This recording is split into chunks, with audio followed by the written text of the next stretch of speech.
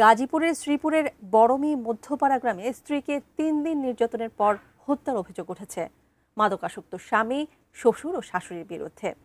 এই ঘটনায় পুলিশ গৃহবধূর শাশুড়ি জোবেদা খাতুনকে গ্রেফতার করেছে।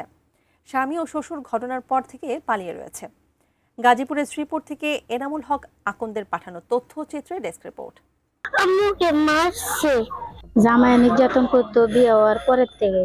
তারপরে অবশেষে ওই যে আমার বোনজিরে জীবনে লেগে মেরে লাইছে। তাকে আইনের আশ্রয় নিয়ে এসে তাকে ফাঁসি নিশ্চিত করা হবে। ৭ আগস্ট বৃহস্পতিবার সকাল 6:30টায় উত্তেজিত জনতা স্বামী নুরুল ইসলাম মির্ধার বাড়িতে অগ্নিসংযোগ করে। এর আগে গত ৬ আগস্ট বুধবার রাতে গৃহবধূকে স্বামী, শ্বশুর, শাশুড়ি নির্যাতনের পর গোপন অঙ্গে বাঁশ বা ছুরি দিয়ে আঘাত করে হত্যা করে বলে অভিযোগ উঠেছে।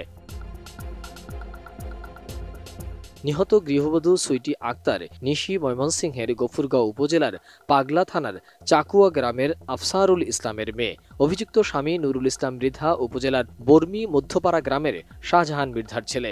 নুরুল ইসলামের নামে শ্রীপুর থানায় ৩টি মাদক মামলাও রয়েছে।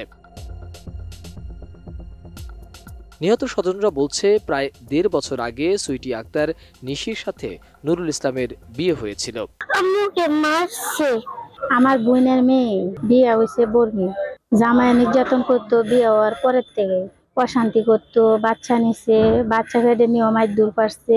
তারপরে অবশেষে ওই যে আমার বোনজিরে, আমার বোনের মেয়েরে জীবনে লেগে মেরে লাইছে। জঘন্যতম অপরাধ করেছে, তাকে আইনের আশ্রয় নিয়ে এসে তাকে ফাঁসি নিশ্চিত করা হোক। কারণ হচ্ছে যে অপরাধ করেছে তার এটা কোনো সাধারণ অপরাধ না, তাকে সর্বোচ্চ যে অপরাধ শাস্তি সেটাই করা নিশ্চিত করা হোক।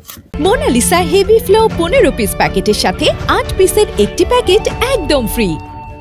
সুরতাল রিপোর্টে সুইটির 2 পা হাঁটুর নিচে থেতলানো, পা থেকে মাথা পর্যন্ত শরীরে লোমহর্ষক নির্যাতনের চিহ্ন পাওয়া গেছে বলেও জানান শ্রীপুর থানা পুলিশ।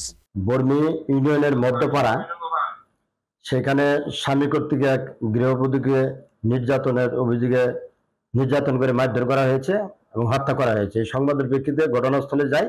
সুইটি আক্তার নিশির মরদেহ পেয়ে আমরা সুরতহাল প্রস্তুত করি এবং ময়নাতদন্তের জন্য শহীদ সোহরাওয়ার্দী মেডিকেল কলেজ হাসপাতালে প্রেরণ করি। ওইখানে তদন্ত গিয়ে জানা যায় যে ৩-৪ দিন যাবৎ ওই তার স্ত্রীকে, নুরুল ইসলাম তার স্ত্রী সুইটি আক্তার নিশিকে শারীরিকভাবে নির্যাতন করেছে। এই নির্যাতনের পরিপ্রেক্ষিতে প্রথমে সে বর্মি পপুলার ক্লিনিকে নিয়ে যাওয়ার পর বেলা 4:30 ঘটিকার সময় সে তার মরদেহ রেখে সে পালিয়ে যায়।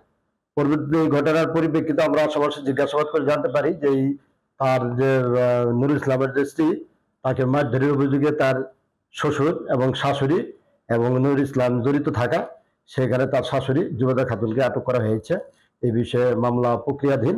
জোবেদা খাতুনকে বিজ্ঞ আদালতে সোপর্দ করা হয়েছে। মোহাম্মদ সোহাগ বিশ্বাস, ডেস্ক রিপোর্ট, এটিএন নিউজ।